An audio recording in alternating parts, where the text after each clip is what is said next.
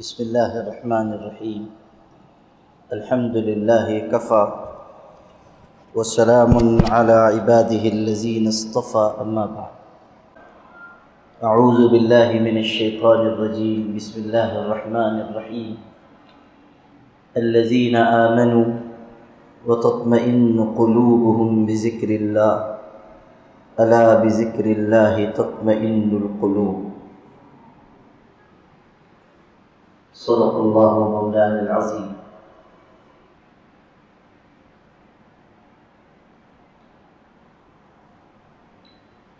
ہارون الرشید ایک بادشاہ گزرا ہے. ایک مرتبہ اس نے اپنے دربار میں یہ اعلان کیا کہ آج ہم لوگوں کو نوازنا چاہتے ہیں، کچھ تقسیم کرنا چاہتے ہیں. بہت سی قیمتی چیزیں،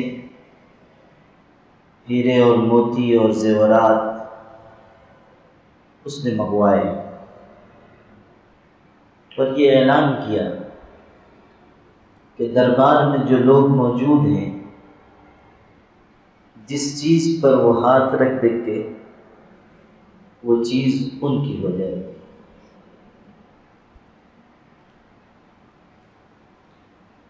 یہ اعلان سن کر مختلف لوگوں نے اپنی اپنی پسند کی چیزوں پر ہاتھ رکھا.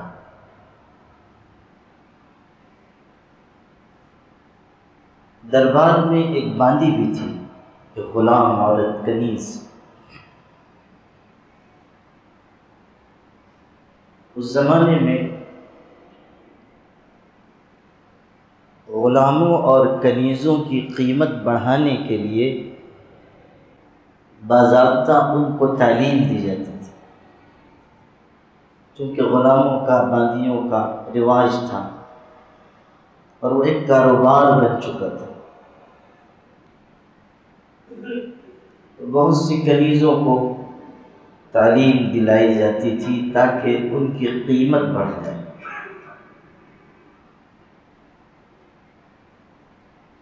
اور چونکہ تعلیم و تربیت کا اہتمام کیا جاتا تھا تو ان میں سمجھ اور شعور بھی بڑھ جاتا تھا.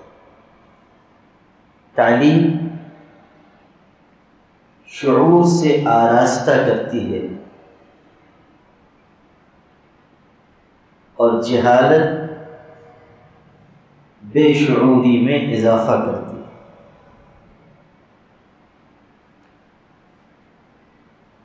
تعلیم بند دروازوں کو کھولتی ہے اور جہالت کھلے ہوئے دروازوں کو بھی بند کر دیتی ہے. تعلیم ایک ایسا قیمتی جوہر ہے کہ جس سے انسان فکر اور شعور کے نئے نئے آفاق کی تلاش کرتا ہے. علم بہت بڑی دولت ہے. اسی لیے قرآن پاک میں بار بار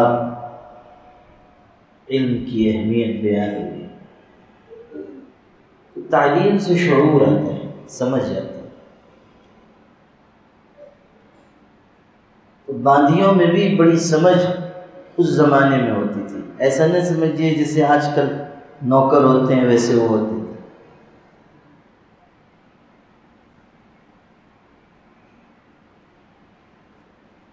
ان میں بڑی حاضر جوابی ہوتی تھی. ان میں اس زمانے کے جو تہذیب کے نقوش سمجھے جاتے تھے وہ پائے جاتے تھے.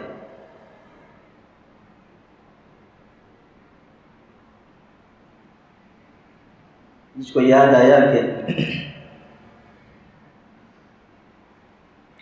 مرتبہ ایک شخص کو، بڑا امیر کبیر تھا، وہ بازار میں گیا اور اس نے باندی خریدنا چاہی. جس سے باندی خریدنی تھی وہاں 3 باندیاں تھیں اور شکل و صورت کے اعتبار سے تینوں ممتاز تھیں، لیکن اس کو صرف ایک باندی خریدنی تھی، تو اس نے یہ کہا کہ تم تینوں میں سے جو اپنی فضیلت قرآن سے ثابت کرے اس کو میں خریدوں گا۔ تو جو پہلے نمبر پہ کھڑی تھی، چونکہ علم تھا، جو پہلے نمبر پہ تھی اس نے قرآن کی آیت کا ٹکڑا پڑھا، والسابقون الاولون من المہاجرین والانصار، والسابقون الاولون، قرآن نے جو تعریف کی ہے ان لوگوں کی صحابہ میں سے جو پہل آگے بڑھے، والسابقون الاولون۔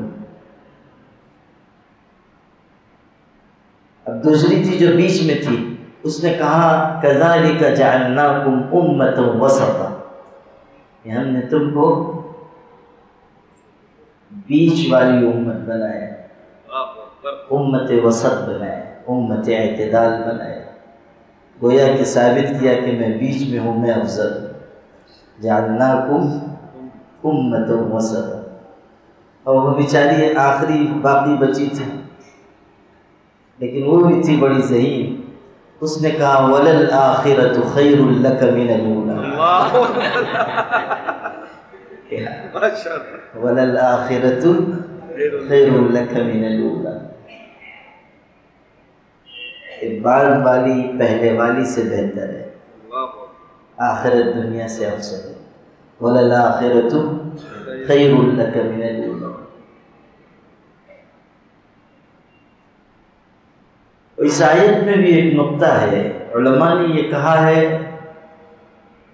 کہ یا تو اس سے یہ مراد ہے کہ آخرت دنیا سے بہتر ہے، اور یہ مراد ہے کہ آپ کی بعد کی حالت پہلی حالت سے بہتر ہے، اور اس میں یہ عارفانہ نقطہ ہے کہ چونکہ حضور اکرم صلی اللہ علیہ وسلم دن بدن معرفت اور قرب کے درجات طے فرماتے جا رہے تھے، اس لیے ہر آنے والا دن معرفت کے اعتبار سے پچھلے دن سے بہتر تھا، اور اسی لیے فرمایا وَلَلْآخِرَةُ خَيْرٌ لَكَ مِنَ الْأُولَىٰ۔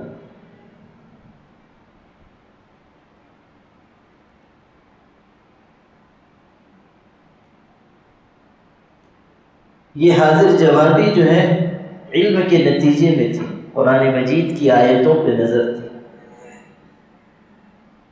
جاحظ کے بارے میں ہے، بہت بڑا ادیب تھا، البیان والتبیین اس کی کتاب ہے، بہت بڑا شخص تھا، بہت ہی ذہین، صاحب مطالعہ۔ کسی دکان پہ کھڑا ہوا تھا اور ایک بدصورت باندھی بھی تھی، وہ کوئی بدصورت، اور یہ بھی کوئی 14ویں رات کا چاند نہیں تھا، اس کی بھی شکل و صورت اچھی نہیں تھی۔ اللہ کی طرف کی بات کہ علم میں بہت اونچا تھا اور عربیت میں امام تھا، لیکن شکل و صورت ٹھیک نہیں تھی، بلکہ اس کے بارے میں تو ہے کہ ایک مرتبہ خاتون آئی، اس کا دروازہ کھٹکھٹایا، یہ نکلا، اس نے کہا میرے پیچھے پیچھے آئیے، کچھ کام ہے، لے کے چلی گئی۔ یہ بھی بیچارہ چلا گیا۔ وہ گئی ایک ایسی دکان پہ جہاں مختلف تصویریں انگوٹھی پہ بنائی جاتی تھی، وہاں جا کر دکاندار سے کہنے لگی مثل ھذا، اس کی طرح۔ اب اس کو بیچارے کو کچھ سمجھ ہی میں نہیں آ رہا ہے کہ یہ کیا ہو رہا ہے، اور وہ کہہ کے چلی گئی۔ اس نے پوچھا دکاندار سے یہ کیا بات ہے؟ اس نے کہا کہ یہ عورت جو تم کو لے کے آئی تھی، یہ صبح آئی میری دکان پر، وہ کہنے لگی کہ میری انگوٹھی پہ شیطان کی تصویر بنا دو۔ تو میں نے کہا کہ میں نے شیطان کو دیکھا نہیں، میں کیسے بناؤں؟ اس نے کہا میں لے کے آؤں گی۔ تو تم کو لے کے آئی اور کہا مثل ھذا، ثم عادت وانت معها ويبدو انها كانت صادقة، یہ کہا کہ پھر یہ لوٹ کے آئی تم کو ساتھ لے کے، وَيَبْدُو أَنَّهَا كَانَتْ صَادِقَةً، اور معلوم ہوتا ہے کہ اپنے کہے ہوئے میں سچی تھی۔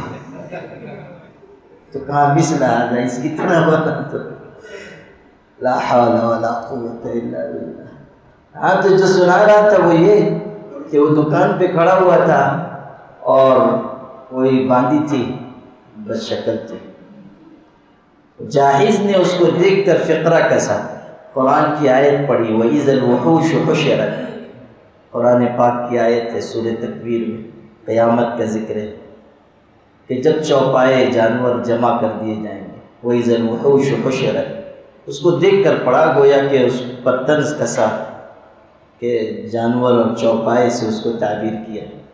وہ اتنی ذہین تھی کہ اس نے پلٹ کر قرآن کی آیتی سے اس کو جواب دیا، کہا ضرب لنا مثلا ونسی خلقہ، کہ ہمارے لیے تو مثال بیان کرتا ہے اور خود اپنی شکل بھول جاتا ہے۔ ضرب لنا مثلا ونسی خلقہ، سورہ یاسین میں اپنی پیدائش بول گیا، یعنی خود کون سا بہت حسین و جمیل ہے جو ہمارے بارے میں کہتا ہے وَإِذَا الْوُحُوشُ حُشِرَتْ۔ خیر جو آپ کو سنا رہا تھا وہ یہ کہ ہارون الرشید نے اعلان کیا جو جس چیز پہ ہاتھ رکھے گا وہ چیز اس کی ہے۔ باندھی تھی بڑی ذہین اس کے دربار میں، اس نے کہا بادشاہ سلامت یہ آپ کا اعلان ہر اس چیز کے لیے ہے جس پر ہاتھ رکھا جائے؟ بادشاہ نے کہا جس چیز پہ ہاتھ رکھا جائے وہ چیز ہاتھ رکھنے والے کی ہو جائے گی؟ کہا ہاں۔ تو وہ باادب آگے بڑھی اور اس نے ہارون الرشید کے سر پہ ہاتھ رکھ دیا اور کہا اعلان یہ ہے کہ جس چیز پر جو ہاتھ رکھے گا وہ اس کی ہوگی۔ تو لوگوں نے ہیرے جواہرات اور موتی اور زیورات لیے اور باندی نے اپنی ذہانت سے اس شخص پر ہاتھ رکھا جو تمام خزانوں کا مالک تھا۔ گویا کہ جنہوں نے پایا انہوں نے ایک ایک حصہ پایا اور تمام حصوں کو جمع کر کے باندی نے وصول کر لیا۔ یہ اس کی ذہانت کی بات ہے۔ آپ کو یہ واقعہ میں نے اس لیے سنایا کہ جس طرح اس باندی نے بڑی ذہانت سے بادشاہ کے سر پہ ہاتھ رکھا اور اصل حاصل کرنے والی چیز کو حاصل کیا جس کے ذریعے بہت سی دولتیں، نعمتیں، سہولتیں میسر آنے والی تھیں، اسی طرح ایک مومن کی کامیابی یہ ہے کہ وہ جوہر دین پر ہاتھ رکھے تاکہ نعمتیں اور برکتیں اور سہولتیں اس کو حاصل ہوں۔ اصل جو چیز کمانے کی ہے وہ کمائے۔ جو سلوک کی راہ پر چل رہا ہے اس کی ذمہ داری یہ ہے کہ وہ سب سے زیادہ اپنے دل پر محنت کرنے کی کوشش کرے۔ ساری چیزیں دل سے جڑی ہوئی ہیں، صفات کا تعلق دل سے ہے، انسان کے بناؤ اور بگاڑ کا تعلق دل سے ہے، انسان کے صحیح راستے پر قائم ہونے یا قائم نہ ہونے کا دار و مدار دل پر ہے۔ جب دل بنے گا تو تمام اعمال بنیں گے، جب دل بنے گا تو انسان کی روح میں بھی قوت پیدا ہوگی، جب دل بنے گا تو انسان کی عبادتوں میں پختگی آئے گی، جب دل بنے گا تو انسان کے معاملات صاف ہوں گے، جب دل بنے گا تو خشوع و خضوع انسان کے اندر آئے گا۔ دل کے بننے پر سارے اعمال کے بناؤ کا دار و مدار ہے، سارے اعمال کے بناؤ کا دار و مدار ہے۔ اب اگر دل پر محنت کی جائے گی تو وہ صفات جو مطلوب ہیں، وہ عادتیں جو اللہ کو محبوب ہیں، وہ طریقے جو انسان کو اللہ سے قریب کرتے ہیں، انسان کے اندر آنا شروع ہو جائیں گے، بشرطے کہ وہ اپنے دل پر محنت کرے۔ یہی چیز سمجھانی ہے کہ بجائے اس کے کہ ہم دائیں اور بائیں چلیں، بجائے اس کے کہ ہم چند رسمی چیزوں کو اختیار کریں، بجائے اس کے کہ ہم صرف چند اوراد و وظائف کو اپنا سرمایہ سمجھ کر اسی میں اپنی زندگی بتا دیں، ہم اس اصل جوہر پر ہاتھ رکھیں جہاں سے سارے اعمال کے بننے یا بگڑنے کا نظام جڑا ہوا ہے۔ دل پر محنت کریں، دل پر محنت کریں۔ دل کے بننے سے سارا نظام بنے گا اور دل کے بگڑنے سے سارا نظام بگڑے گا۔ جب دل صاف شفاف ہوگا تب انسان تھوڑا عمل کر کے بھی کامیاب ہو جائے گا۔ حضرت سفیان ابن دینار ایک بزرگ گزرے ہیں، وہ بیان کرتے ہیں کہ میں نے حضرت ابو بشیر رحمۃ اللہ علیہ سے، جو سیدنا علی رضی اللہ عنہ کے شاگردوں میں تھے، ان سے پوچھا کہ صحابہ کرام کے اعمال کے بارے میں ہم کو بتائیے، ہم سے پہلے جو لوگ تھے تابعین صحابہ، ان کے اعمال کے بارے میں بتائیے۔ تو کتنا خوبصورت جملہ حضرت ابو بشیر نے کہا، فرمایا کانوا یعملون یسیرا ویؤجرون کثیرا، کہ عمل وہ تھوڑا کرتے تھے مگر اجر ان کو بہت ملتا تھا۔ تو میں نے ان سے پوچھا ایسا کیسے کہ اعمال تھوڑے ہیں اجر بہت ہے؟ ارشاد فرمایا لسلامت صدورہم، اس لیے کہ ان کے دل پاک تھے، دل ان کے صاف تھے، اس لیے تھوڑے عمل پر بھی اجر زیادہ ملتا تھا۔ لسلامت صدورہم، دل پاک تھے، دل صاف تھے۔ حضرت ابو دجانہ صحابی ہیں، بیمار تھے، سخت بیمار تھے۔ ایک دوسرے صحابی عیادت کے لیے بیمار کرسی کے لیے گئے، دیکھا کہ ان کا چہرہ خوشی کی وجہ سے دمک رہا ہے، بہت خوشی، حالانکہ سخت بیمار لیکن بہت خوشی۔ تو ان کو حیرت ہوئی، انہوں نے کہا آپ بیمار ہیں اور آپ کے چہرے پر خوشی کے آثار ہیں، ایسا کیوں؟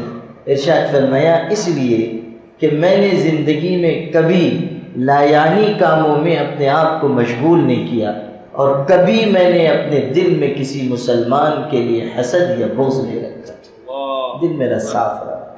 اب اگر اللہ کے ہاں جانا بھی ہے تو میں صاف ستھرے دل کے ساتھ جاؤں گا۔ آپ غور کیجیے، یہ کتنی بڑی دولت ہے، یہ دل کا صاف ہونا کتنی بڑی دولت ہے۔ اور جب دل صاف ہوگا تو تھوڑا عمل بھی انسان کو بہت آگے پہنچائے گا۔ اور اگر دل میں میل کچیل بھرا ہے، دل میں بدگمانیاں ہیں، دل میں طرح طرح کے خرافات ہیں، دل میں گناہوں کے اور نافرمانیوں کے منصوبے ہیں، دل میں اللہ تعالیٰ کی عبادت کی طرف سے رغبت کی کمی ہے، دل میں دنیا کی اور مال کی اور جاہ کی اور شہرت کی طلب بھری ہوئی ہے، گویا کہ دل پوری طریقے سے گندا ہے، تو اب یہ گندگی بہت سارے اعمال کے باوجود ہمارے لیے راستوں کے بند ہو جانے کا ذریعہ بنے گی۔ یہ سمجھنے کی چیز، اور اسی کو انہوں نے کہا لسلامت صدورہم، دل کے پاک ہونے کی وجہ سے، سینے کے پاک ہونے کی وجہ سے۔ یہ نعمت جو انہیں مل رہی تھی وہ اس لیے کہ عمل ان کا چاہے بہت زیادہ نہ ہو، دل صاف۔ عبداللہ ابن عمرو بیان کرتے ہیں حضور صلی اللہ علیہ وسلم نے فرمایا ایک شخص ابھی مجلس میں آئے گا، جس کو جنتی کو دیکھنا ہے دیکھ لو۔ ایک شخص آئے، بائیں ہاتھ میں جوتا تھا، داڑھی سے پانی کے قطرے، وضو کے پانی کے قطرے ٹپک رہے تھے، مسجد میں تشریف لائے۔ اگلے دن پھر آپ نے کہا جس کو جنتی دیکھنا ہے آئے گا ایک شخص دیکھ لے، وہی آئے۔ تیسرے دن پھر۔ اب حضرت عبداللہ ابن عمرو کو اشتیاق ہوا یہ کون سا عمل کرتے ہیں کہ جس کی وجہ سے حضور ان کے ایک بار نہیں 3 بار جنتی ہونے کی بشارت دے رہے۔ وہ گئے اور ان کے گھر میں رات گزارنے کی اجازت لی، رات بھی گزاری، لیکن دیکھا کہ کوئی بہت زیادہ عمل نہیں ہے۔ اطمینان سے وہ کھانا کھا کے نماز پڑھ کے تھوڑا وظیفہ پڑھ کے سو گئے اور اطمینان سے سوئے۔ بس یہ ہوتا تھا کہ نیند ٹوٹتی تھی تو وہ تھوڑی دیر اللہ کو یاد کر لیتے تھے، اطمینان سے سوئے گئے۔ فجر میں پھر گئے نماز پڑھنے کے لیے، واپس آ گئے۔ انہوں نے سوچا شاید میں مہمان تھا، انہوں نے اپنا معمول میری وجہ سے نہیں کیا ہوگا، ایک دن اور رکتا ہوں۔ پھر رکے، پھر کوئی خاص عمل نظر نہیں آیا۔ تیسرے دن پھر رکے، جب 3 دن گزر گئے وہی معمول رہا تو انہوں نے پھر اجازت چاہیے، کہا کہ میں آپ کے ہاں جو آیا تھا وہ کوئی دوسری ضرورت نہیں تھی، بلکہ یہ تھا کہ حضرت نے آپ کے بارے میں یہ کہا تھا، مجھ کو شوق ہوا آپ کا عمل دیکھوں اور اپنی زندگی میں لاؤں۔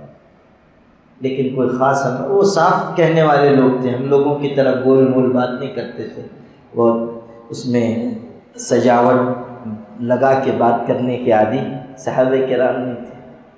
جو ان کے دل میں ہوتا تھا ان کی زبان پہ ہوتا تھا، صاف کہتے تھے۔ سامنے چاہے کتنی ہی بڑا شخص کیوں نہ ہو، گول مول بات کرنے کی، تصنع اور تکلف کی عادت صحابہ کو نہیں تھی، اور یہ سیکھنے کی چیز ہے۔ کانوا اقل الناس تکلفا، صحابہ کے بارے میں حضرت ابن مسعود نے فرمایا، جو خود بہت بڑے صحابی تھے، کہ لوگوں میں سب سے زیادہ تکلف اور تصنع میں کم اگر کوئی تھا تو وہ صحابہ تھے۔ علم بہت گہرا تھا، تکلف بہت کم تھا، تصنع نہیں، گول مول بات نہیں، منافقت نہیں، چرب زبانی نہیں، دل میں کچھ اور ہو زبان پہ کچھ اور ہو، تو صاف کہہ دیتے تھے۔ بڑے بڑے صحابہ حضرت ابو بکر، حضرت عمر جیسے لوگوں کی بھی بہت رعایت نہیں کرتے تھے، کوئی بات ہوئی صاف کہتے۔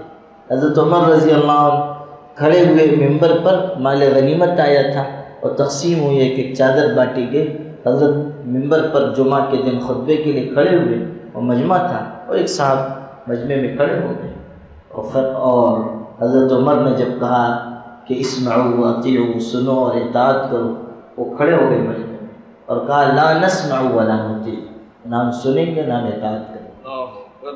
آپ غور کیجیے، سیدنا عمر جیسا باروب آدمی، خلیفۃ المسلمین اور ممبر رسول پر ہے، اور وہ شخص بڑے مجمع میں کہتا ہے لا نسمع ولا نطیع، نہ ہم سنیں گے نہ اطاعت کریں گے۔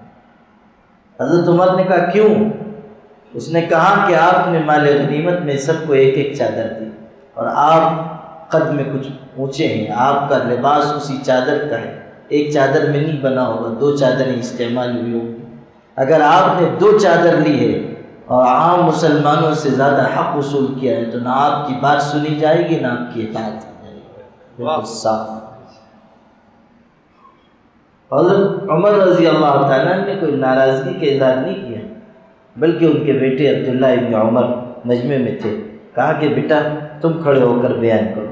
وہ کھڑے ہوئے، انہوں نے کہا کہ اصل میں والی صاحب کا کپڑا بننا تھا اور ایک چادر میں نہیں بن سکتا تھا، تو میں نے اپنی چادر بھی والی صاحب کو پیش کر دی۔ وہ دو چادریں اس طرح حضرت کے استعمال میں آئی۔ تب انہوں نے کہا اب خطبہ دیجیے، ہم سنیں گے اور ہمیں اطاعت کریں گے۔ غور کیجیے کیسی باروب شخصیت تھی حضرت عمر رضی اللہ تعالیٰ کی، لیکن حق بات کے اظہار میں صحابہ کرام نے کبھی تکلف سے کام نہیں لیا۔ حضرت ابو موسیٰ اشعری رضی اللہ تعالیٰ گورنر تھے، انہوں نے کسی بات پہ ناراض ہو کر کچھ لوگوں کا سر مونڈ دیا، بال کٹوا دیا۔ ان میں سے ایک صاحب نے وہ سب بال جمع کیا، ایک کپڑے میں رکھا، وہاں سے سفر کر کے آیا، اور حضرت عمر تشریف رکھتے تھے۔ حضرت عمر رضی اللہ تعالیٰ کے سامنے لے جا کے اس کو پٹخ دیا اور کہا ہاکذا یعاملنا عمالک، آپ کے عمال اور گورنر ہمارے ساتھ ایسا سلوک کرتے ہیں۔ حضرت عمر رضی اللہ تعالیٰ نے پوچھا کیا بات ہے؟ کہا یہ، ارشاد فرمایا اللہ تیرا شکر ہے کہ اس امت میں ایسے لوگ ہیں کہ جن کو حق بات کہنے سے کوئی چیز روکتی نہیں۔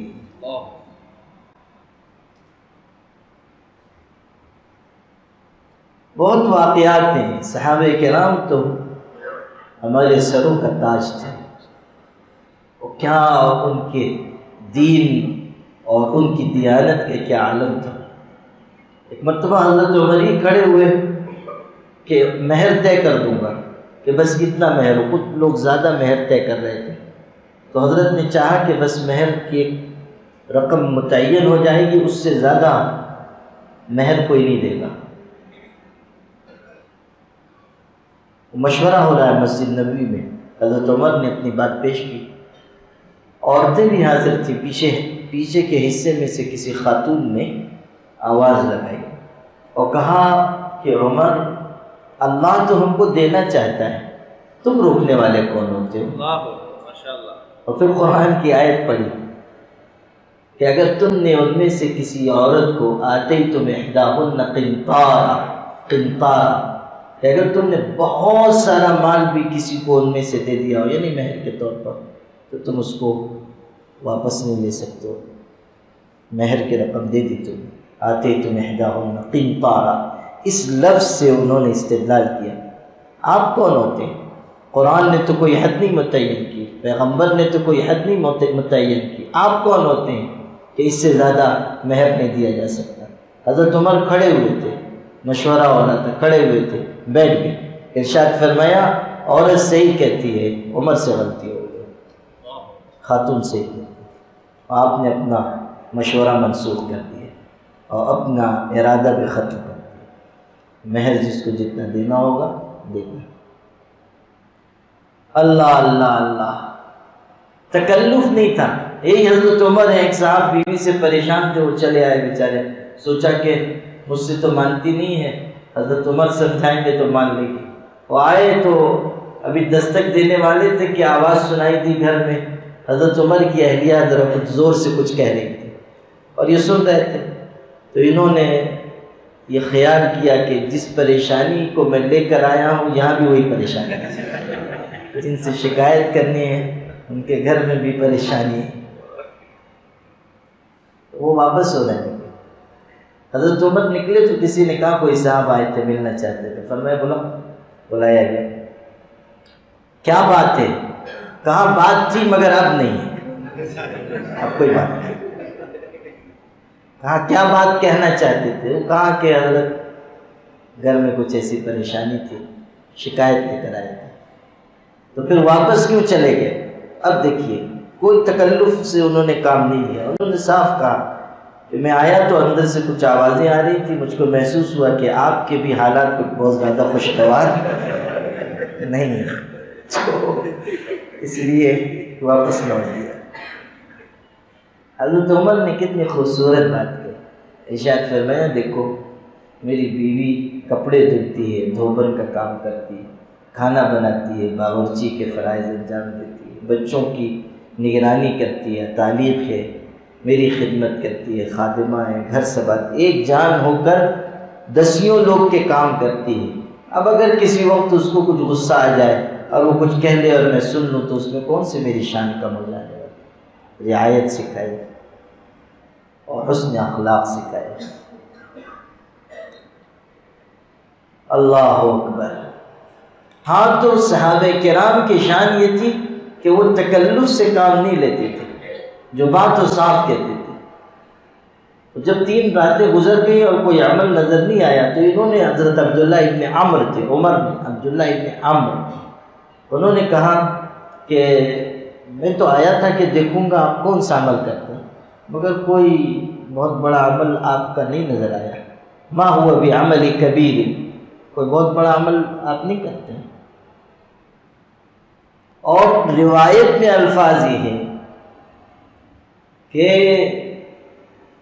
ان کے دل میں یہ بات پیدا ہوئی کہ یہ عمل تو ان کا بہت معمولی ہے۔ اب اس شخص کی دیانت دیکھیے جن کے ہاں یہ گئے تھے، جنتی انسان، انہوں نے کہا کہ بھائی آپ نے جو عمل دیکھا ہے میرا بس اتنا ہی عمل ہے، نہ کم نہ زیادہ، بس اتنا ہی میرا عمل ہے۔ یہ سن کر یہ مایوس ہو کر لوٹنے لگے، کچھ دور جا چکے تھے کہ انہوں نے آواز دے کے بلایا، واپس بلایا۔ پھر ارشاد فرمایا کہ بھائی عمل تو میرا وہی ہے جو تم نے دیکھا، لیکن ایک بات اور ہے، اور وہ یہ کہ میرے دل میں کسی بھی مسلمان کے لیے کوئی حسد، کوئی بغض، کوئی عداوت نہیں ہے، میرا دل بالکل پاک صاف ہے، شفاف ہے۔ حضرت عبداللہ ابن عمر نے فرمایا کہ آپ کو اللہ نے جو مقام دیا ہے وہ اسی کی بدولت ہے، اللہ اکبر، یہ جو آپ کا مقام ہے یہ اسی کی بدولت ہے۔ دل کی صفائی اور پاکی اتنی اونچی چیز ہے، اگر دل صاف ستھرا ہوگا حسد سے، بغض سے، عداوت سے، تو انسان تھوڑا بھی عمل کرے گا تو بہت آگے بڑھے گا۔ اور دل کی صفائی اور پاکیزگی پر اصل توجہ مرکوز کرنی چاہیے۔ سلوک کی راہ میں چلنے والے شخص کو سب سے زیادہ اپنے دل پر محنت کرنی چاہیے، جائزہ لیتا رہے میرے دل کی کیا حالت ہے، احتساب کرے کہ دل کے اندر تبدیلی آ رہی ہے یا نہیں، ترجیحات بدل رہی ہیں یا نہیں، سوچنے کا انداز بدل رہا ہے یا نہیں، دل میں دوسروں کے لیے گنجائش پیدا ہو رہی ہے یا نہیں۔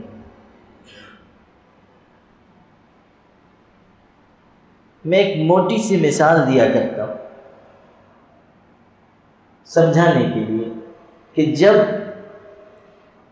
کسی کو گلوکوز چڑھایا جاتا ہے، سلائن چڑھائی جاتی ہے، تو جب ڈاکٹر رگ میں انجیکشن لگاتا ہے تو وہ فوری گلوکوز نہیں چڑھاتا ہے، بلکہ وہ دیکھتا ہے کہ انجیکشن میں پلٹ کر خون آ رہا ہے یا نہیں۔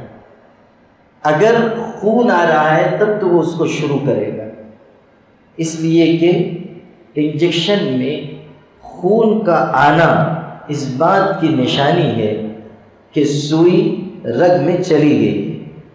اگر سوئی رگ میں نہیں گئی تو خون نہیں آئے گا، اور خون نہیں آ رہا ہے اور اس کو شروع کر دیا جائے تو انسان کو نقصان پہنچے گا۔ صوفی رمضان کا ہاسپٹل ہے نا، اسی لیے سب سے زیادہ سر وہی ہلا رہے ہیں۔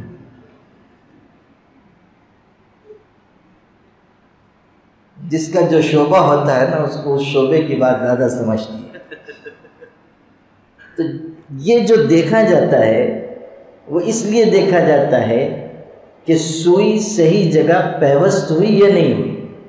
اگر ہوئی تو سبحان اللہ، نہیں تو پھر کوشش کی جائے اور اس کو صحیح جگہ پیوست کیا جائے گا تاکہ جو دوا دینی ہے وہ اپنے اصل مقام پر پہنچ سکے اور مفید ہو۔ اسی طرح ہر ذکر کرنے والے کو اور تصوف کی راہ پر چلنے والے کو اپنا جائزہ لینا چاہیے کہ ذکر کرنے، مراقبہ کرنے، کچھ محنت کرنے کا نتیجہ میرے دل کے اندر اچھے جذبات کے پروان چڑھنے اور دل کی صفائی کا ذریعہ بن رہا ہے یا نہیں۔ اگر بن رہا ہے تو سبحان اللہ، اگر نہیں بن رہا ہے تو وہ اپنے آپ پر فکر مند ہو جائے کہ جو غذا میری روح کو پہنچنی چاہیے وہ نہیں پہنچ رہی ہے، اور جو فائدہ مجھ کو ہونا چاہیے وہ کسی غلطی کی وجہ سے نہیں ہو رہا ہے۔ ہو سکتا ہے کہ میرے اندر کبر ہو، یا ہو سکتا ہے کہ میرے اندر کوئی ایسی خرابی ہو کہ جس کے نتیجے میں ذکر صحیح رخ پر نہیں جا رہا ہے۔ بہت سے لوگ ایسے ہوتے ہیں کہ جن کی عبادت اللہ سے قرب کا ذریعہ بنتی ہے، اور بہت سے لوگ ایسے ہوتے ہیں جن کی عبادت ان کے نفس کی غذا بن جاتی ہے، نفس کو قوت پہنچتی ہے۔ اسی لیے تو یہ نظام رکھا گیا ہے کہ کسی مرشد کی نگرانی میں آدمی عمل کرے، کسی سے بیعت ہو، کسی کی تربیت میں رہے۔ اگر یہ ہوتا کہ بس ذکر کر لیجئے اور نماز پڑھ لیجئے اور تلاوت کر لیجئے اور آپ انشاءاللہ حضرت شیخ عبد القادر جیلانی کے خلیفہ بن جائیں گے، تو پھر اس کی کیا ضرورت تھی کہ یہ نظام رکھا جاتا؟ ہر شخص اپنے طور پہ ذکر اذکار کر لیتا۔ یہیں سے لکیر کھینچی جاتی ہے کہ آدمی صحیح رخ پر جا رہا ہے یا نہیں۔ مرشد دیکھے گا کہ اس کے اندر ذکر کے آثار پیدا ہو رہے ہیں، ذکر اس کو صحیح رخ پر لے جانا ہے۔ ایک بزرگ کی خدمت میں ایک صاحب آئے، انہوں نے کہا حضرت مجھ کو بیعت کر لیجیے۔ انہوں نے مرید کر لیا، کچھ ذکر سکھایا، کہا اچھا جاؤ، رخصت کیا۔ تھوڑی دور وہ جا چکا تھا، پھر بلایا اور ارشاد فرمایا ہاں دیکھو ایک بات تو کہنا رہ گئے کہ اللہ کا ذکر ہے، بڑے کا ذکر ہے، بڑائی پیدا کرتا ہے، اس لیے ہمیشہ چھوٹے بن کے رہیں گے۔ اللہ اکبر، ماشاءاللہ۔ نہیں سمجھے؟ بات ذرا باریک ہے، اس کو ذرا دھیان سے سنیں اور سمجھیں تو شاید دل میں بات جگہ پکڑے کہ ذکر کرنے سے بہت مرتبہ بلندی پیدا ہوتی ہے، انسان کے اندر کبر آتا ہے، اس کبر کو روکنا اور ذکر کے ذریعے اپنے دل کو صحیح رخ پر ڈالنے کی محنت کرنی چاہیے۔ جیسے علم انسان کے اندر بڑائی کا جذبہ پیدا کرتا ہے، جس کے اندر علم ہوگا اس میں بڑائی کا جذبہ آئے گا ہی۔ اب یہ اور بات ہے کہ وہ اپنے علم کے ذریعے ہی اپنے آپ کو نیچے رکھنے کی کوشش کرے اور بڑائی کے جذبے کو وہ دبائے۔ اسی طرح جب انسان محنت کرتا ہے تو اس کو خیال ہوتا ہے کہ میں تو ذکر بھی کر رہا ہوں، نماز بھی پڑھتا ہوں، تلاوت بھی کرتا ہوں، یہ بھی کام کرتا ہوں، وہ بھی کام کرتا ہوں، رات کو بھی اٹھتا ہوں، تلاوت بھی کرتا ہوں، تو اس سے کبھی کبھی یہ ہوتا ہے کہ انسان کے اندر کبر آتا ہے، بڑائی کا جذبہ آتا ہے۔ اسی لیے بعض اوقات مشائخ بعض مریدوں کو ذکر سے روک دیتے ہیں کہ ابھی تم ذکر نہ کرو، یا کسی خاص عمل سے روک دیتے کہ یہ نہ کرو، اس لیے کہ اس کی وجہ سے تم کو فائدہ ہونے کے بجائے نقصان ہو سکتا ہے۔ مختلف چیزیں ہیں، اس راہ کی مختلف وادیاں ہیں، مختلف گھاٹیاں ہیں، بہت مرتبہ انسان انہی وادیوں میں بھٹکتا پھرتا رہتا ہے۔ یتیہون فی الارض، جیسے بنی اسرائیل کے بارے میں ہے کہ 40 سال وادی تیہ میں بھٹک رہے تھے، اتنی محنت سے بیچارے صبح سویرے چلتے تھے اور خوب لمبا سفر طے کرتے تھے، اور شام کو خوش ہوتے تھے کہ واہ واہ ہم نے بہت بڑا رقبہ طے کر لیا۔ لیکن جب غور کرتے تھے تو پتہ چلتا تھا صبح کو جہاں سے چلے تھے شام کو الحمدللہ وہی موجود ہے۔ یہ ہوتا تھا۔ تفسیروں میں آپ اس کی تفصیل پڑھیے، یتیہون فی الارض، 40 سال تک بھٹکتے رہے، 40 سال میں وادی سے نکل نہیں سکے، اور تھوڑا سا علاقہ تھا، ایسا نہیں کہ کوئی 2-4 ہزار کلومیٹر تھے، چھوٹے سے علاقے میں بھٹکتے رہے، یتیہون فی الارض، اور بھٹکائے گئے تھے نافرمانی کے نتیجے میں۔ کوئی انسان اپنی منزل تک اس وقت تک نہیں پہنچ سکتا جب تک کہ وہ اپنے دل کو پاک صاف نہ بنائے، اپنے دل کے اندر اچھی عادتیں، اچھے جذبات نہ پیدا کرے۔ دل کا صاف ہونا، دل کا پاک ہونا ضروری ہے، اور سب سے زیادہ محنت دل پر کرنی چاہیے، سب سے زیادہ توجہ اپنے دل پر رکھنی چاہیے۔ یہ جو اذکار بتائے جاتے ہیں وہ بھی اسی لیے کہ دل کی قوت بڑھ جائے، دل کی طاقت بڑھ جائے، اور دل ایسی قیمتی دولت ہے کہ جو اللہ کی نظر کا مرکز ہے۔ ان اللہ لا ينظر الى صورکم ولا الى اجسادکم ولكن ينظر الى قلوبکم واعمالکم، حدیث میں ہے اللہ تمہارے جسم کو اور تمہاری شکل کو نہیں دیکھتا، تمہارے دل کو اور تمہارے عمل کو دیکھتا ہے۔ اس حدیث سے عارفین نے یہ نقطہ نکالا ہے کہ دل کے قیمتی ہونے کے لیے بس یہ ایک بات بہت کافی ہے کہ وہ اللہ کا مرکز نظر ہے۔ دل کے قیمتی ہونے کے لیے اتنی بات بہت کافی ہے کہ وہ اللہ کا مرکز نظر ہے۔ وَلَٰكِن يَنظُرُ إِلَىٰ قُلُوبِكُمْ وَأَعْمَالِكُمْ، اللہ تمہارے دلوں کو دیکھتا ہے، تمہارے اعمال کو دیکھتا ہے، دل پر اللہ کی نگاہ ہوتی ہے۔ اور جب انسان دل پر محنت کرتا ہے تو وہ توجہ بڑھتی جاتی ہے، اور اللہ تعالیٰ کی محبت میں اضافہ ہوتا جاتا ہے، اور تجلیات ادھر سے ظاہر ہوتی جاتی ہیں، تجلیات بڑھتی جاتی ہیں۔ بسا اوقات تو انسان انہی تجلیات میں کھو جاتا ہے۔ جو لوگ نہیں جان رہے، جو لوگ نہیں اس مقام تک پہنچ رہے ہیں وہ نہیں سمجھ پاتے ہیں، لیکن جو پہنچتے ہیں ان کو اندازہ ہوتا ہے کہ کیسی تجلیات ہیں اور کیسی چیزیں ہیں کہ انسان ان میں کھو جاتا ہے۔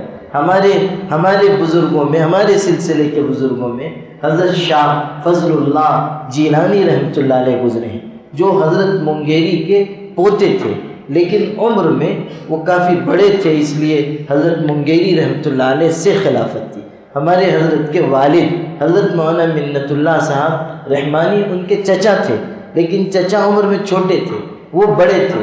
حضرت منگیری رحمۃ اللہ علیہ کی پہلی اولاد حضرت مولانا احمد علی صاحب ان کے بیٹے تھے، اور حضرت منگیری کی زندگی میں یہ جوان تھے، اور حضرت نے اپنی اولاد میں سے صرف 2-3 لوگوں کو خلافت دی، جن میں سے ایک یہ بھی تھے۔ عین جوانی میں خلافت دی، بہت بڑے شخص تھے، اور ان کے بڑے اونچے مقامات اور احوال تھے۔ ان کے ایک خلیفہ تھے صوفی عبد الرحیم صاحب، بہت ہی متقی، بہت پرہیزگار، پھلت ہے کھتولی وہاں کے رہنے والے، اور بالکل گمنام، کسی کو خلافت تھی مگر کسی کو کبھی بیعت نہیں کیا، اور بہت ہی مخفی رہ کر ذکر اذکار میں مشغول رہتے تھے، اور بہت اونچے احوال تھے، بہت اونچی کیفیات تھی۔ جن لوگوں نے ان کو دیکھا ہے ان میں سے ایک بزرگ سے میری ابھی جدہ میں ملاقات ہوئی، تو میں نے ان کے احوال پوچھے، کہنے لگے کہ اتنی اونچی کیفیت کے شخص تھے، اور اتنا ان کے اوپر ورود ہوتا تھا کہ وہ بسا اوقات چاشت کی نماز شروع کرتے تھے، یعنی 8:30 بجے 9 بجے چاشت کی نماز پڑھنا شروع کرتے تھے، اور ظہر کی نماز تک ایک رکعت ان کی پوری نہیں ہوتی تھی، اسی پہلے قیام میں رہ جاتے تھے، یہاں تک کہ ظہر کے وقت کوئی جو نمازی مسجد کے ہوتے تھے وہ کوئی آیا اور وہ ہلاتا تھا ان کو کہ اجی میاں جی آپ رکوع نہیں کریں گے، ظہر کا وقت ہو رہا ہے، تب وہ رکوع سجدہ کر کے نماز مکمل کر کے نماز میں شامل ہوتے تھے۔ تو ان سے کسی نے جو بہت ہی محرم راز تھا ان کا پوچھا کہ یہ آپ کی کیا کیفیت ہو جاتی ہے؟ تو انہوں نے کہا کہ اصل میں جب میں نیت باندھتا ہوں تو خانہ کعبہ کو نگاہوں کے سامنے دیکھتا ہوں، اور اس پر جو تجلیات اور انوار اتر رہے ہیں وہ مجھ پر منکشف ہوتے ہیں، اور وہ تجلیات ایسی ہیں کہ میں انہی میں کھو جاتا ہوں، اور وقت کا اندازہ نہیں ہوتا یہاں تک کہ ظہر کا وقت شروع ہو جاتا ہے۔ سبحان اللہ، غور کیجیے، یعنی اس درجے کے لوگ کہ مختلف قسم کی جو تجلیات و انوار خانہ کعبہ پر برس رہے ہیں اس کے مشاہدے میں مستغرق ہو گئے، اور دنیا و مافیہ سے بے خبر ہو گئے۔ یہ سمجھنے کی چیز ہے کہ جب دل پر محنت بڑھے گی تو اللہ کی توجہ بھی بڑھے گی، اللہ کی جو نظر ہے اس میں اضافہ ہوتا جائے گا، اور جب وہ اضافہ ہوگا تو پھر مختلف قسم کے احوال انسان پر آتے ہیں، مختلف قسم کی کیفیات آتی ہیں۔ انسان کا دل خود ایک بہت بڑی دنیا ہے، اس دنیا کی سیر انسان کرتا ہے۔ انسان کا دل اس نقطے کو سمجھیے گا، مشائخ نے یہ بات لکھی ہے، بلکہ وہ لوگ جو طبعیات کے ماہر گزرے ہیں اور دین سے بھی ان کا تعلق رہا ہے، انہوں نے بھی یہ بات کہی ہے کہ دنیا عالم اکبر ہے۔ دھیان سے سنیے گا، دنیا عالم اکبر ہے، یعنی بڑا جہان ہے، دنیا ساری کائنات عالم اکبر ہے، اور اللہ نے اپنی قدرت کی یہ نشانی ظاہر فرمائی کہ اس پوری دنیا کو، اور اس میں جو کچھ چیزیں ہیں، اس میں جس طرح کی چیزیں ہیں، اللہ نے ان ساری چیزوں کو سمیٹ کر انسان کے جسم کے اندر جمع کیا، اور انسان کو عالم اصغر بنایا۔ ایک عالم اکبر ہے، یعنی ساری کائنات، اور اللہ نے اسی کا ایک نمونہ جو چیزیں دنیا میں ہیں ان کو سمیٹ کر انسان کے جسم میں رکھا، اس کو عالم اصغر بنایا۔ دنیا عالم اکبر ہے اور انسان کا جسم عالم اصغر ہے۔ عالم اصغر یعنی چھوٹی دنیا، عالم اکبر پوری کائنات ہے، عالم اصغر انسان کا جسم ہے۔ اور قرآن کی اس آیت کو پڑھیے تو شاید بات زیادہ واضح ہوگی، جس میں ارشاد ہوا سنوریہم آیاتنا فی الآفاق وفی انفسہم، کہ ہم انسانوں کو اپنی نشانیاں آفاق میں یعنی عالم اکبر میں، دنیا میں دکھائیں گے۔ سنوریہم آیاتنا فی الآفاق، اس سارے سنسار میں، اس ساری کائنات میں، اس سارے عالم اکبر میں ہم اپنی نشانیاں انسانوں کو دکھائیں گے۔ وفی انفسہم، اور خود ان کے اندر، ان کے جسم میں بھی ہم نشانیاں بتائیں گے۔ گویا کہ یہ کہا جا رہا ہے ہماری نشانیاں عالم اکبر میں بھی پھیلی ہوئی ہیں، اور ہماری نشانیاں عالم اصغر یعنی جسم انسانی میں بھی موجود ہیں۔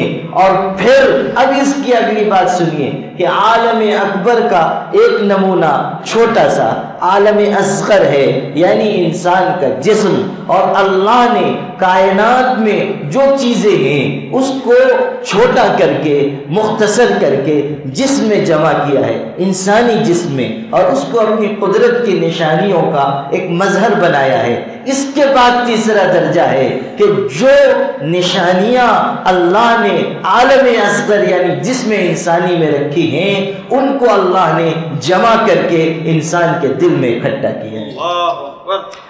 عالم اکبر ہے اور پھر عالم اصغر جسم انسانی ہے، اور پھر جسم انسانی کا بادشاہ دل ہے، اور پھر اس حدیث کو اب آپ سنیے کہ الا ان فی الجسد لمضغۃ، انسان کے جسم میں ایک ٹکڑا ہے، اذا صلحت صلح الجسد کلہ، جب وہ بنتا ہے تو سارا جسم بن جاتا ہے، واذا فسدت فسد الجسد کلہ، اور جب وہ بگڑتا ہے تو سارا جسم بگڑ جاتا ہے۔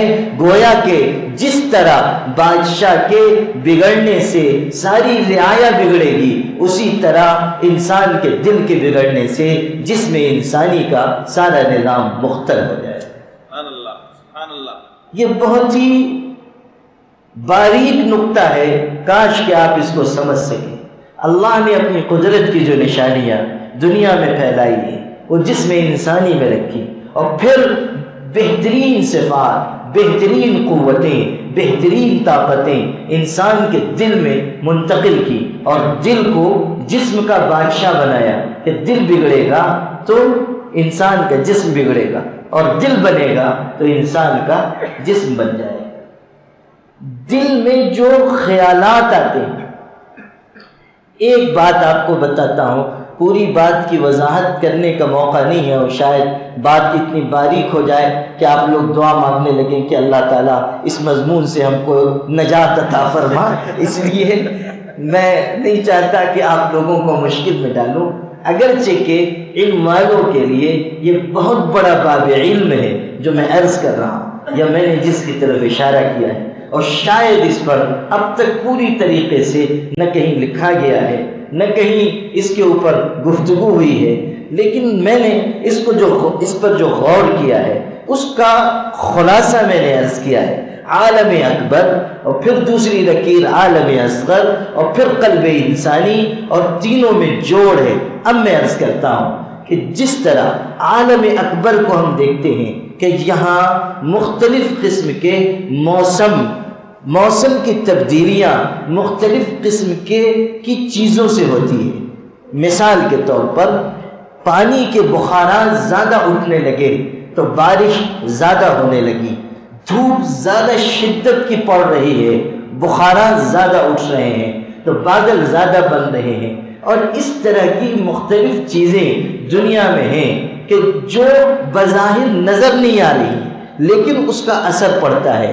موسم تبدیل ہو جاتے ہیں، بظاہر ہمارے ہاں کوئی برف نہیں گری، کوئی اولا نہیں گرا، لیکن کشمیر کی برف باری کی وجہ سے ہمارے ہاں ٹھنڈک پیدا ہونے لگی، اور ہم یہ کہتے ہیں کہ وہاں پر برف گری ہے اس لیے ٹھنڈک یہاں ہو رہی ہے، یا بخارات زیادہ اٹھے تو بارش زیادہ ہو رہی ہے۔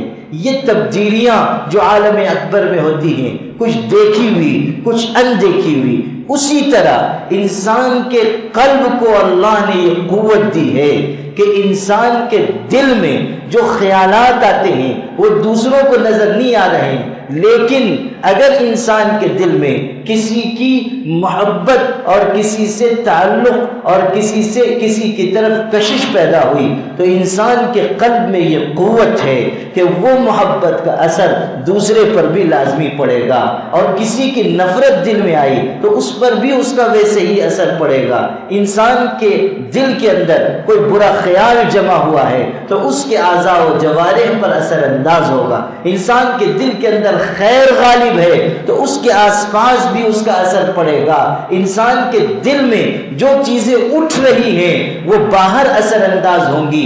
جس طرح دنیا میں مختلف موسموں کی تبدیلی ہوتی ہے اور اسباب بظاہر نظر نہیں آتے، اسی طرح انسان کے دل کے اندر اٹھنے والی چیزیں، پیدا ہونے والے خیالات وہ اثر انداز ہوتے ہیں. جو جذبات انسان کے اندر ہیں، مثال کے طور پر انسان کا دل بنا ہوا ہے، انسان کے دل میں ذکر اور اللہ کی یاد غالب ہے. اب اگر وہ کوئی بات کہہ رہا ہے تو اس کی بات میں تاثیر ہوگی، حالانکہ دل کا یہ عمل ہے، دل میں یہ چیز ہے. اگر اس کے اندر خیر غالب نہیں ہے تو اس کی باتوں میں وزن، اس کی باتوں میں تاثیر نہیں پیدا ہوگی. یہ چیز سمجھنے کی ہے. خیر، جو بات آپ سے عرض کر رہا تھا وہ یہ کہ انسان کو اپنے دل کی نگرانی کرنی چاہیے اور دل کا احتساب کرتے رہنا چاہیے، اور یہ خیال ہو کہ میرا دل کس سمت میں جا رہا ہے. اگر اس کا دل صحیح سمت میں بڑھ رہا ہے تو یہ علامت ہے کہ ذکر، نماز، عبادت، مناجات وہ صحیح سمت میں جا رہی ہے، دل میں تبدیلی آ رہی. اور اگر دل میں تبدیلی نہیں آ رہی، دل میں ویسے ہی بدگمانیاں ہیں، دل میں ویسے ہی خرافات بھری ہوئی ہے، دل میں بغض ہے، دل میں حسد ہے، دل میں حقد ہے، دل میں تکبر ہے، بڑائی کے جذبات ہیں، اگر دل اسی طرح ہے، کوئی تبدیلی نہیں ہو رہی، تو سمجھ لیجئے کہ آپ جس جگہ انجیکشن لگا رہے ہیں وہاں پر صحیح رگ موجود نہیں ہے، آپ غلط سمت میں جا رہے ہیں. آپ کو اپنے اندر تبدیلی پیدا کرنی چاہیے. اب اس سے اگلی بات عرض کرتا ہوں. نگرانی کے ساتھ ساتھ محنت کی ضرورت ہے. بہت سے ہمارے ساتھی شکایت کرتے ہیں کہ میں ذکر تو کر رہا ہوں مگر وساوس بہت آتے ہیں، خیالات آتے ہیں، یا کیفیت نہیں بن پا رہی ہے، یا جو ترقی مطلوب ہے وہ محسوس نہیں ہو رہی ہے. یہ شکایت کرتے ہیں. شکایت کرنے والے لوگ اس حقیقت کو اچھی طرح سمجھیں اور اپنے دل میں اس حقیقت کو بٹھائیں کہ بیماری جس درجے کی ہوتی ہے علاج اسی درجے اور معیار کا کرنا پڑتا ہے.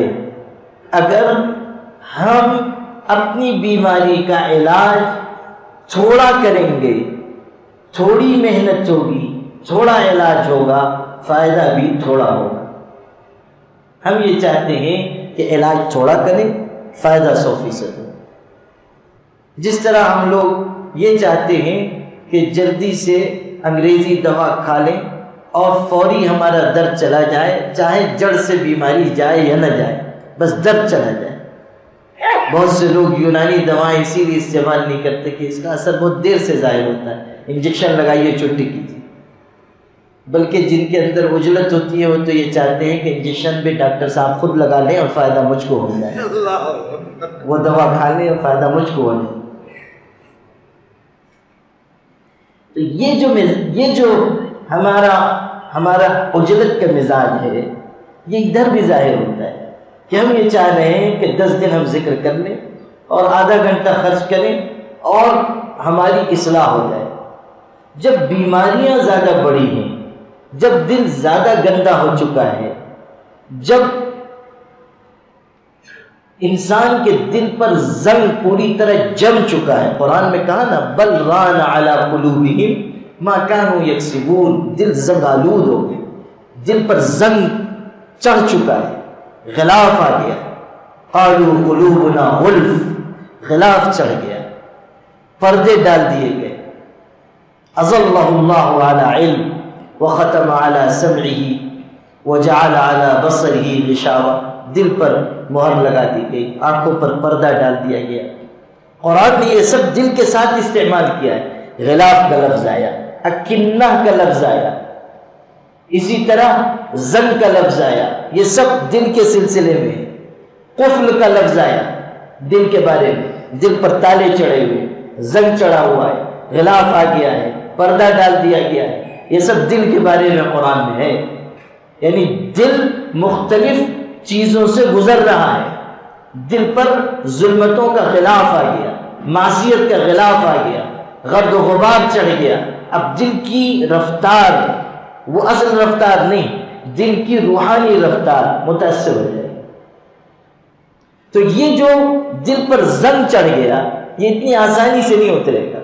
اگر آپ بخار اترنے کے لیے ایک گولی استعمال کر رہے ہیں, نہیں اترتا ہے تو ڈاکٹر کہتے ہیں 2 گولی استعمال کریں. کیوں کہ آپ کا بخار جتنا طاقتور ہے, ڈوز جب تک اتنا طاقتور نہیں ہوگا بخار نہیں اترے. اسی طرح بیماری جس درجے کی ہے علاج میں اتنی محنت کرنی پڑے گی. خیالات و وساوس اس لیے باقی رہ رہے ہیں کہ ذکر ہمارا کم ہو رہا ہے اور دوسرے لایانی کاموں میں ہم زیادہ مشغول رہ رہے ہیں. ورنہ ذکر کی تاثیر یہ ہے کہ جہاں یہ آتا ہے دوسری تمام چیزوں کو یہ ختم کر دیتا ہے. میں نے اس سے پہلے شاید یہ نقطہ بیان کیا ہو کہ قرآن پاک میں اللہ تعالیٰ نے ارشاد فرمایا ہے ان الملوک اذا دخلوا قریۃ افسدوها وجعلوا اعزۃ اہلها اذلہ, کہ جب بادشاہ کسی بستی میں داخل ہوتے ہیں تو وہاں پر وہ پوری طرح تباہی مچا دیتے ہیں, یعنی ساری چیزوں کو ختم کر دیتے ہیں اور وہاں کے رہنے والے عزت دار لوگوں کو ذلیل کر دیتے ہیں. ان الملوک اذا دخلوا قریۃ افسدوها وجعلوا اعزۃ اہلها اذلہ. حضرت سلیمان اور بلقیس کے واقعے میں ہے. یہ ملکہ بلقیس نے کہا تھا کہ جب بادشاہ کہیں آتے ہیں اور وہ جب داخل ہوتے ہیں تو تباہی مچا دیتے ہیں, چاروں طرف تباہی ہوگی اور پھر وہاں کے عزت داروں کو ذلیل کر دیا جائے گا. اس آیت سے مشائخ نے یہ عارفانہ نقطہ نکالا ہے کہ اللہ سب سے بڑا بادشاہ ہے اور اس کا ذکر اذکار کا بادشاہ ہے, یعنی تمام تذکرے میں سب سے بڑھ کر تذکرہ اللہ کا ہے اور سب ذکر میں بڑھ کر ذکر اللہ کا ہے. اللہ بھی بادشاہ ہے اور اس کا ذکر اذکار کا بادشاہ ہے. جب انسان خلوص نیت کے ساتھ اللہ کی یاد شروع کرے گا اور محنت بڑھائے گا اور اس کے دل میں اللہ کی یاد داخل ہوگی تو جس طرح بادشاہ بستی میں داخل ہونے کے بعد قتل عام کر دیتا ہے, اسی طرح ذکر دل میں داخل ہونے کے بعد تمام برے خیالات کی گردن کاٹ کر رہتے ہیں. سبحان اللہ. تمام برے خیالات, تمام فاسد نیتیں, تمام وساوس, اس کا خاتمہ ہوگا جب دل میں اللہ کی یاد مضبوطی سے جمے گی. ان الملوک اذا دخلوا قریۃ افسدوها وجعلوا اعزۃ اہلها اذلہ. اس کی محنت کرنی ہے کہ دل میں اللہ کی یاد غالب ہو جائے, دل میں اللہ کا ذکر غالب ہو جائے. محنت کم پڑ رہی ہے تو محنت کو بڑھائیے. اگر اب بھی کیفیت نہیں بن رہی ہے تو اس کے حاصل کرنے کے لیے جستجو کیجیے, محنت کیجیے, کچھ مجاہدہ کیجیے, کچھ اپنے نفس پر بوجھ ڈالیے, تب بات بنے گی. ہم یہ چاہتے ہیں کہ محنت کچھ نہ ہو نتیجہ 100% آ جائے, یا محنت ہو 10%, نتیجہ ظاہر ہو 100%. ایسا نہیں ہوتا, ایسا نہیں ہوتا. نہ ایسا ہوا ہے, نہ ایسا ہوگا, اور نہ ایسا اللہ تعالیٰ کی سنت ہے. یہ اور بات ہے کہ اللہ کسی کو دینا چاہے تو بیٹھے بٹھائے اللہ دے دے گا. اللہ کسی کو نوازنا چاہے تو اللہ 1 سیکنڈ میں اپنی محبت اور دوستی کا مقام عطا فرما دے گا. اللہ کے لیے کچھ مشکل نہیں. کسی کی نظر پڑ گئی, انسان بن گیا. کسی بزرگ نے توجہ ڈالی, انسان کے اندر تبدیلی آئی. یہ ہوتا ہے, لیکن عام طریقے پر نظام یہ نہیں, سنت یہ نہیں, عادت اللہ یہ نہیں ہے. یہ شاذ و نادر کبھی ہو جائے گا, استثنائی شکل میں ہو جائے گا. ہمارے سلسلے کے عظیم بزرگ حضرت خواجہ باقی باللہ, جو حضرت مجدد الفسانی کے شیخ تھے, کم عمر پائی لیکن بہت اونچا مقام تھا. حضرت مجدد جیسے شخص کی انہوں نے تربیت فرمائی. حضرت خواجہ باقی باللہ بہت اونچی کیفیت کے شخص تھے, اور بزرگوں کے ہاں جو مزاج ہوتا ہے دنیا سے کنارہ کشی کا, ان کے ہاں بھی تھا.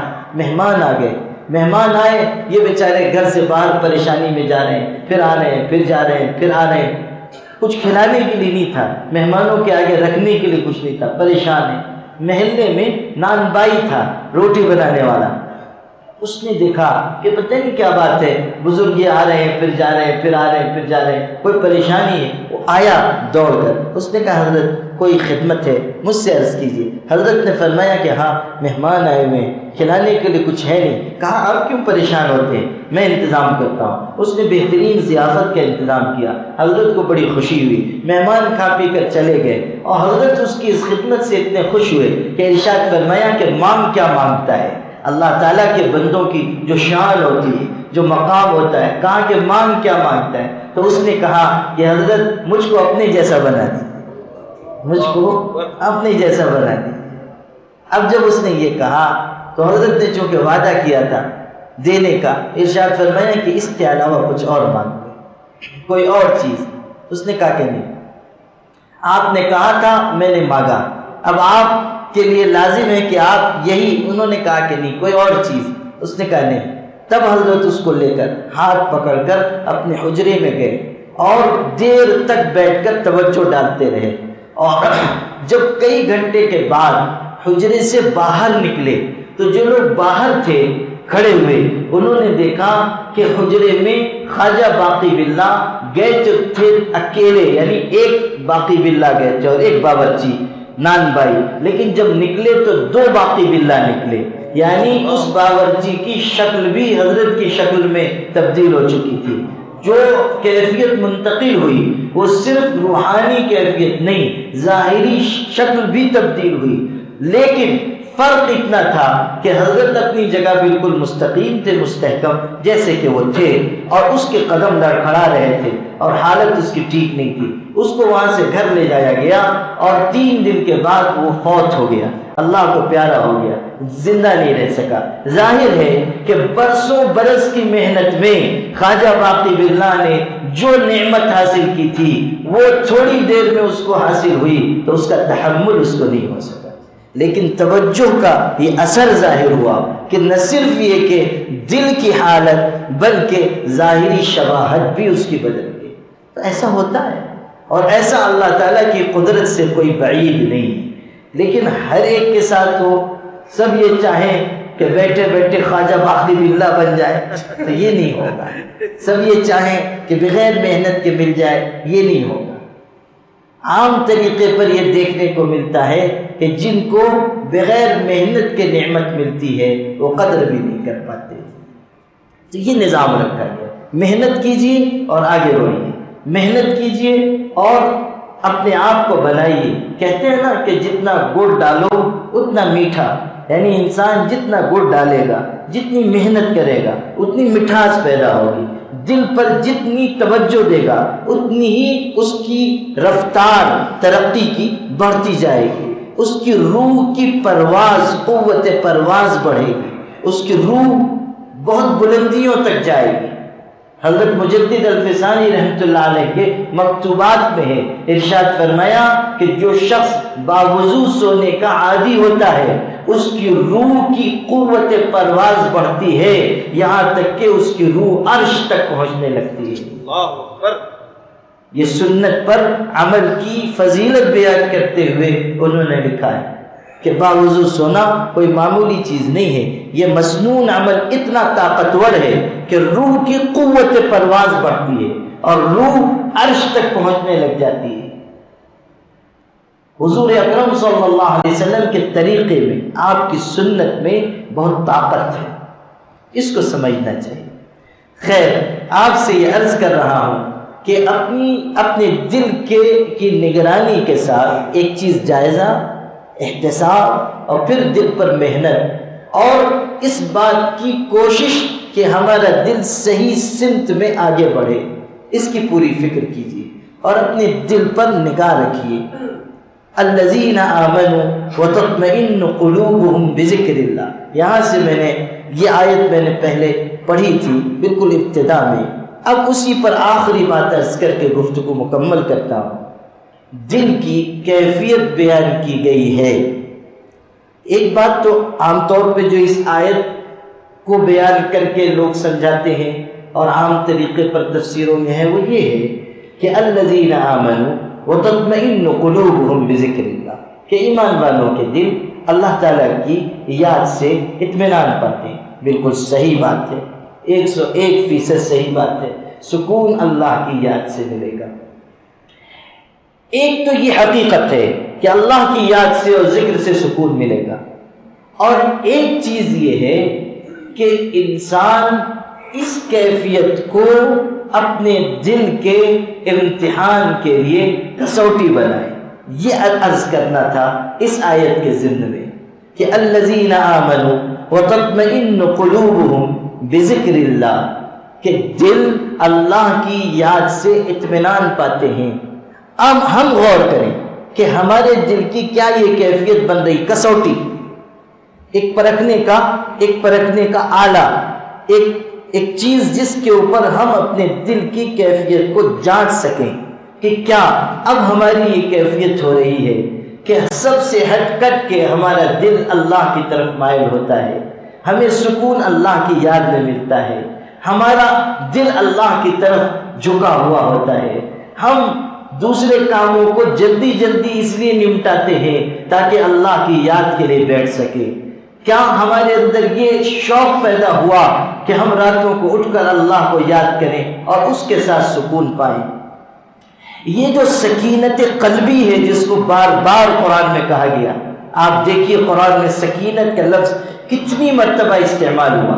سکینت، انزل اللہ سکینتہ علی رسولہ وعلی المؤمنین، اللہ نے سکینت اتاری، اللہ نے سکون اتارا، اطمینان قلب، اور یہ اس مقام پر بھی استعمال ہوا ہے جو بہت ہی خطرناک وقت تھا، یعنی جنگ کا وقت ہے، دشمن کا مقابلہ ہو رہا ہے، اس وقت کہا گیا کہ ایمان والوں پر سکینت اتاری گئی، یعنی عین خطرے کے وقت میں بھی اللہ تعالیٰ کے ایمان والے بندوں کی حالت یہ ہے کہ ان کے دل اس بات پر مطمئن ہیں کہ دشمن تو بہت بڑا ہے مگر ہمارے اللہ کی طاقت اس سے بھی بڑی ہے۔ اللہ اکبر۔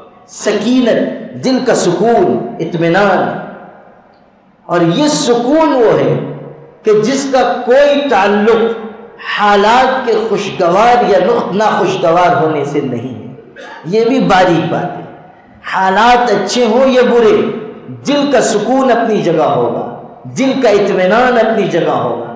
آپ دیکھیے کہ سکون قلبی کی یہ دولت یونس علیہ السلام کو اندھیریوں میں مچھلی کے پیٹ میں حاصل ہو رہی ہے۔ یہ سکون قلب کہاں وہ پا رہے ہیں؟ مچھلی کے پیٹ میں، اس لیے کہ وہ کہہ رہے ہیں لا الہ الا انت سبحانک انی کنت من الظالمین۔ اس وقت ان کو سکون قلب میسر ہے۔ حضرت موسیٰ علیہ السلام کو تابوت میں، صندوق میں ڈال دیا گیا اور سمندر میں ہے، وہاں ان کو وہ سکون قلب میسر ہے۔ سمندر میں وہ جا رہے ہیں، راستہ بن رہا ہے، وہ سکون قلب ان کو اس پریشانی کے وقت میں بھی حاصل ہے، دشمن ان کے پیچھے، لیکن سکون قلب ان کو حاصل ہے۔ اصحاب کہف امیر تھے، وزیر کا بچہ، امیر کا بچہ، جوان، وہ اونچے خاندانوں کے لوگ تھے، محلوں میں پرورش پانے والے تھے، لیکن محلوں میں اونچی عمارتوں میں ان کو سکون میسر نہیں آیا، اور اللہ نے جب ایمان کی کیفیت ان کے دل میں بڑھائی تو وہ سکون ان کو غار میں بھی حاصل ہوا۔ اصحاب کہف کو غار میں سکون قلبی حاصل ہوا۔ حضور اکرم صلی اللہ علیہ وسلم غار ثور میں ہیں، وہاں آپ کا دل اس قدر مطمئن ہے کہ حضرت ابوبکر کہتے ہیں دشمن آ چکے، اور حضرت فرماتے ہیں کہ ما ظنک باثنین اللہ ثالثہما، ان دو کے بارے میں تیرا کیا خیال ہے جن کا تیسرا اللہ ہے۔ یہ سکون قلب ہے۔ تو اس کو کسوٹی بنانا چاہیے کہ ہمارے دل میں اللہ تعالیٰ کی یاد سے سکون پانے کی کیفیت کتنی آئی۔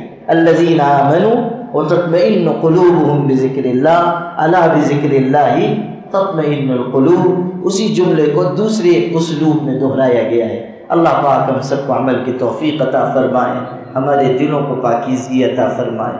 وآخر دعوانا ان الحمد للہ رب العالمین۔